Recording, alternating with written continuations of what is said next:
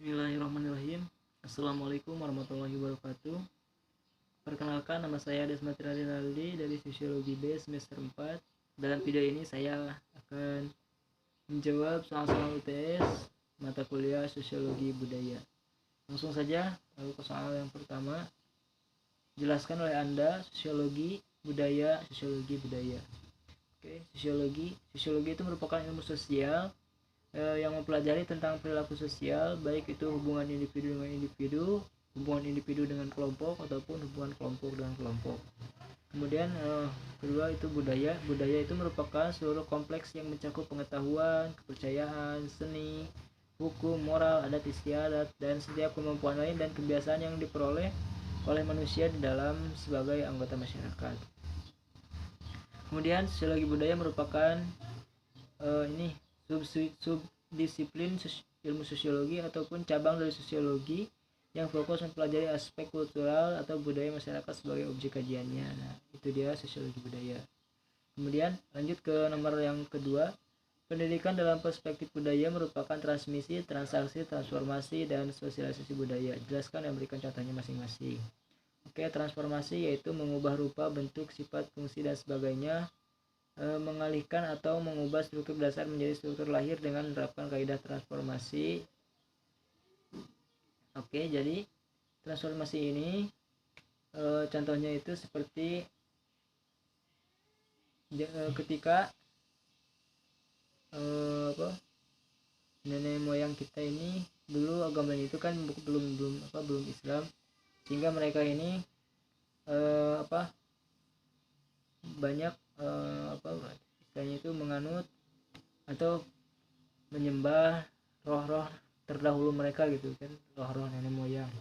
Akan tetapi tak lama kemudian banyak para pedagang Eropa terutama yang dari Mesir itu kan mereka sudah beragama Islam. Mereka datang, kemudian disitulah mereka melakukan transformasi atau mengubah, ya kan, yang dimana yang dulunya itu nenek moyang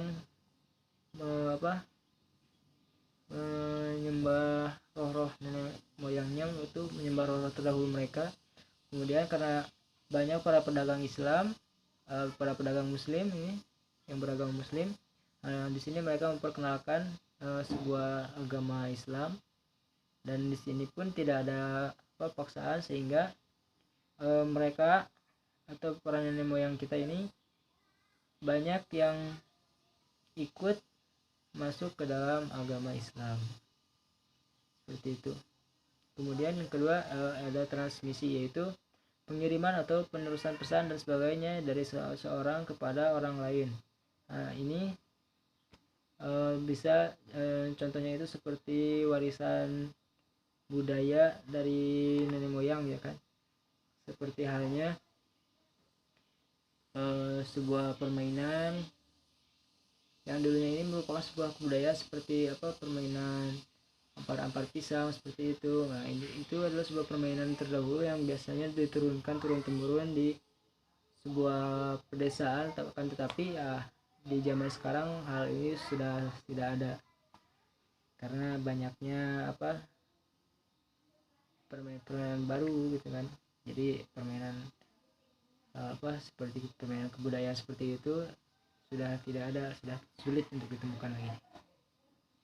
Kemudian transaksi itu merupakan pertemuan kedua belah pihak untuk saling memberi dan menerima. Ini contohnya seperti dalam sebuah pendidikan, ya, yaitu kegiatan belajar mengajar, yang dimana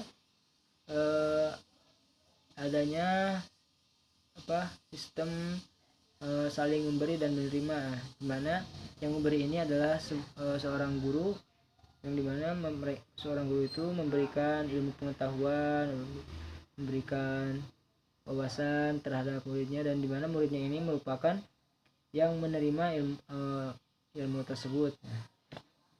Kemudian sosialisasi ini merupakan suatu proses bagaimana memperkenalkan sistem pada seseorang dalam proses interaksi yang diatur dengan nilai dan norma. Ini sama seperti yang tadi yang nomor 1, ya kan, yang transformasi.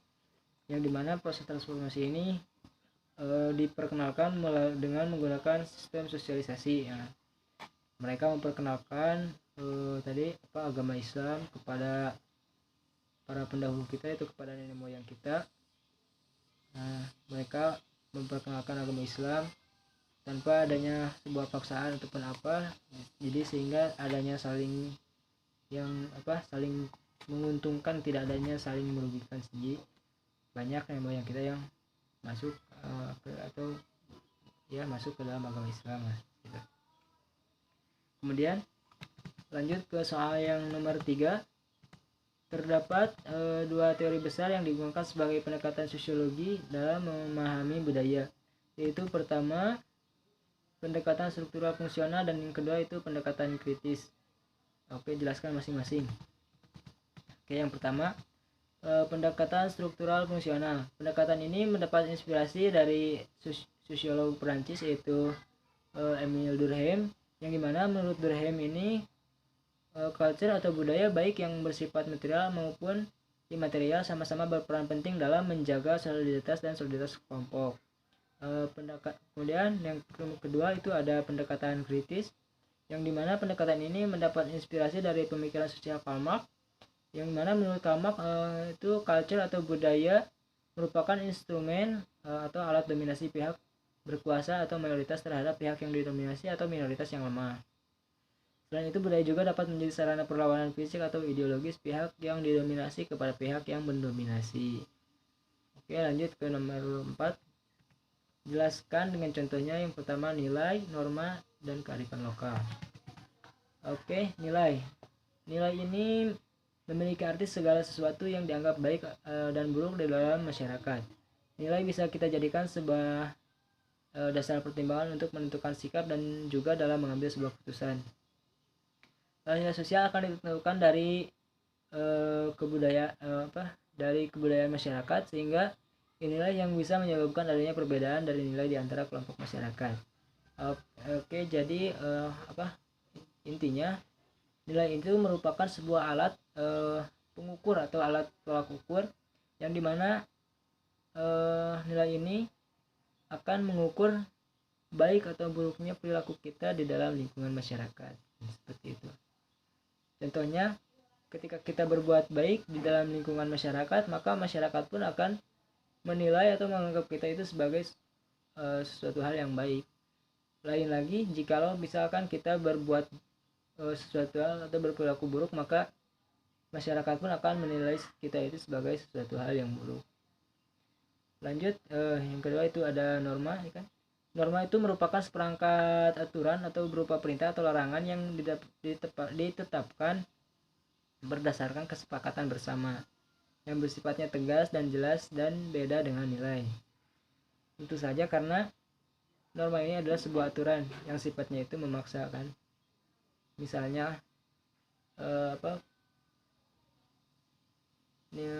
norma yang sepele misalkan, tapi ini tetap sifatnya itu memaksa, seperti halnya jangan membuang sampah sembarangan. Nah, itu kan walaupun terdengar sepele, tapi itu ada sebuah paksaan ya kan, untuk kita supaya tidak membuang sampah sembarangan.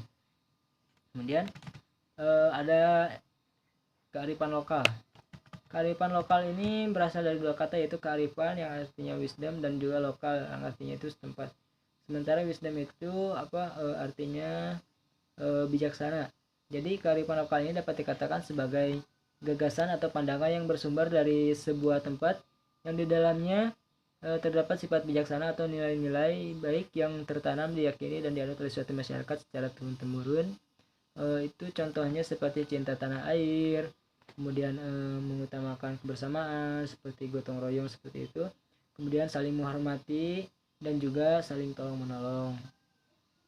Oke. Lanjut ke nomor 5. Jelaskan efek media bagi individu dan masyarakat, baik itu positif dan negatifnya. Oke, pertama dari individu dulu. Efek positif dari media. Yang pertama, individu itu akan lebih terbuka terhadap perubahan. Kemudian individu akan senang karena dapat berinovasi dengan penemuan-penemuan baru. Kemudian individu juga akan lebih termotivasi untuk menciptakan sesuatu hal yang baru agar tidak ketinggalan zaman. Ya, itu pasti karena ya kan di media banyak sekali trendsetter yang bisa diikuti supaya tidak ketinggalan zaman seperti itu. Kemudian meskipun begitu masih ada juga dampak negatifnya seperti tertutup atau kurangnya pergaulan, karena ini menyebabkan seorang individu itu akan lebih cenderung asik sendiri di media yang dia jalani gitu. Jadi media ini bagai istilahnya itu mendekatkan yang jauh, kemudian menjauhkan yang dekat ya kan, karena sibuk dengan medianya masing-masing gitu. Kemudian individu juga akan lebih tergantung gitu kan terhadap media, akan sangat ketergantungan seperti halnya ketika bangun tidur, mau makan segala macam, itu mereka akan selalu yang dipertanyakan itu adalah media ya kan, yang mereka mainkan itu pasti media.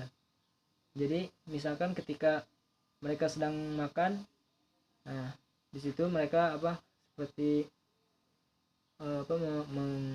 menyebarluaskan informasi bahwa mereka itu sedang makan gitu kan, cara mengupload foto atau sebagainya. Nah, seperti itu menyebarkan privasinya masing-masing kan, seperti itulah. Kemudian sekarang dampak media bagi masyarakat ya kan, dari sisi positifnya kebebasan dan kompetensi individual itu akan lebih ditingkatkan. Kemudian kemajuan yang berikutnya pun akan memperkokoh ekonomi, jelas ini karena masyarakat yang sudah mengenal media ini akan lebih mudah menerima perubahan, jadi istilahnya tidak ketinggalan zaman seperti itu. Kemudian ikatan komunitas pun akan bertambah luas dan kokoh. Kemudian dampak negatif bagi masyarakat mengenai media itu yang pertama, munculnya model berita baru yang tidak ada gatekeepers yang menyaring informasi, seperti halnya banyaknya berita-berita yang tidak betul ataupun bisa dibilang hoax atau berita bohong ya. Kemudian terlalu penuhnya informasi, ya itu dia tadi, karena tidak adanya gatekeepers sehingga banyaknya berita tidak penting disebarluaskan. Oke, lanjut ke nomor ke-6 atau nomor terakhir. Al-Quran Surat Al-Hujurat ayat 13. Apa sih arti dari maksud dan ayat tersebut ya kan? Maksud dari ayat tersebut ini oke. A'udzu billahi minasyaitonir rajim. Bismillahirrahmanirrahim. Ya ayyuhan nasu inna khalaqnakum min zakarin wa unsha wa ja'alnakum syu'uban wa qabaila lita'arafu inna akramakum indallahi atqakum innallaha alimun khabir. Yang artinya, hai manusia, sesungguhnya kami menciptakan kamu dari seorang laki-laki dan seorang perempuan dan menjadikan kamu berbangsa-bangsa dan bersuku-suku supaya kamu saling kenal mengenal. Sesungguhnya orang yang paling mulia di antara kamu di sisi Allah ialah orang yang paling takwa di antara kamu. Sesungguhnya Allah Maha mengetahui lagi Maha mengenal. Oke, jadi maksud dari ayat ini merupakan sebuah cerminan dari adanya kebudayaan, seperti halnya tadi terdapat kalimat berbangsa-bangsa dan bersuku-suku. Ini jelas sangat menggambarkan sekali atau mendominasi sekali bahwa manusia itu beraneka ragam, jelas seperti di Indonesia ya kan, sangat beraneka ragam, bermacam-macam suku bangsa, bermacam-macam kebudayaan, sehingga kita harus saling mengenal, tidak boleh saling menghina atau mencaci segala seperti itu, harus bisa saling menghormati, saling toleransi, menghargai satu sama lain. Karena seperti tadi, sungguhnya orang yang paling mulia di antara kamu di sisi Allah ialah orang yang paling takwa di antara kamu ya kan. Jadi artinya kita harus bisa saling menghormati satu sama lain, menjaga sikap, dan tidak boleh menghina ataupun mengkucilkan orang lain. Mungkin itu saja yang bisa saya sampaikan. Terima kasih. Mohon maaf apabila ada kesalahan. Assalamualaikum warahmatullahi wabarakatuh.